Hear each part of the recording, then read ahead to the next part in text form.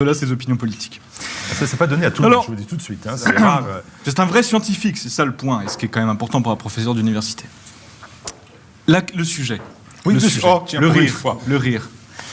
Alors, je pense que le débat est horriblement mal posé, qu'il faut briser cette sorte de dichotomisation débile entre le camp du bien, et qui est la réalité de la façon dont c'est présenté, entre un camp du bien, politiquement correct, qui nous explique qu'on ne peut pas rire tant que la société n'est pas plus égalitaire et qu'au fond, quand demain elle sera parfaitement égalitaire, ce qui n'arrivera évidemment jamais, qu'il n'y aura plus de rapport de domination, etc., on pourra rire à gorge déployée de tout. Et de l'autre côté, le beauf raciste qui pleurniche pour pouvoir continuer et défendre ses blagues racistes. C'est pas ça le débat.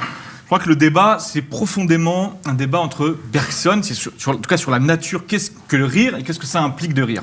Et c'est un débat entre Bergson et Bataille. À grands traits, Bergson dit quoi ? On va rire. Non, Bergson, c'est pas très rigolo, hein, justement. Non, c'est bien Bergson ce que je pensais. dit quoi dans le rire ?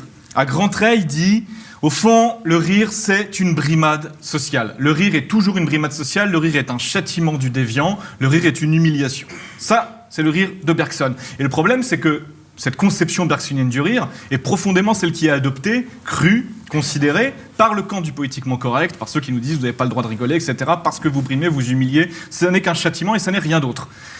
Et puis vous avez, comme souvent, la lumière vient de Georges Bataille, hein, je crois, en presque tout sujet sur cette terre, Georges Bataille apporte la lumière. Bien sûr, mon fils, mon Bataille.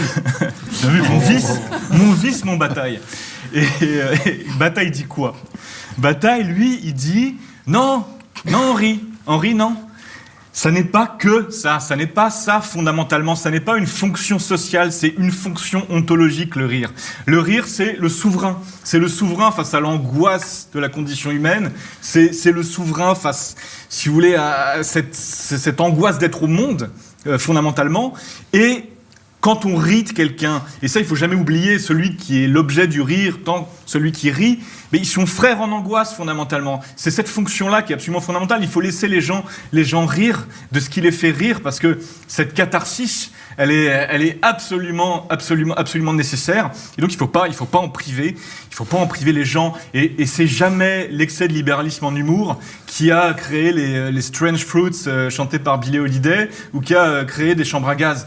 C'est pas l'excès de rire, c'est pas le rire. Le rire est absolument nécessaire. Et juste pour finir, je crois que tous les rires, tous nos rires jusqu'à la mort, sont la reproduction de ce rire finalement primal, de ce rire qui est vraiment, et qui montre bien à quel point Bergson a tort et Bataille a raison, c'est le rire du bébé.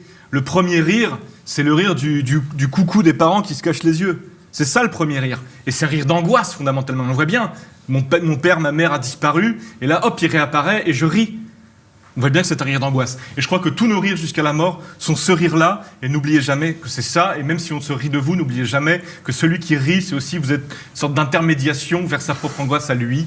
Donc laissons les gens rire. Voilà.